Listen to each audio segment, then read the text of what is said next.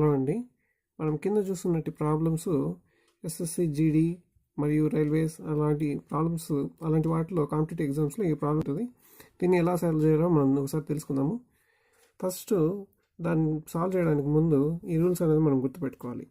దీన్ని BODMAS rule అంటారు.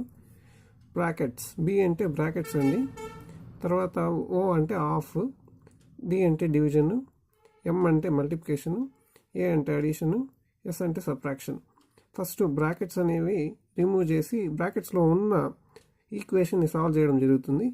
తర్వాత ఆఫ్ అని ఏదైతే ఉంటుందో దాన్ని సాల్వ్ చేయడం జరుగుతుంది. తర్వాత డివైడ్ చేయడం జరుగుతుంది. ఫస్ట్ డివిజన్ చేసిన తర్వాత ఎక్కడైతే మల్టిప్లికేషన్ సింబల్ ఉంటుందో దాన్ని మల్టిప్లై చేస్తాం, ఇక్కడ కానీ ఇక్కడ కానీ. తర్వాత యాడ్ చేస్తాము, తర్వాత సబ్ట్రాక్ట్ చేయడం అనేది జరుగుతుందండి. ఈ విధంగా చేయడం జరుగుతుంది.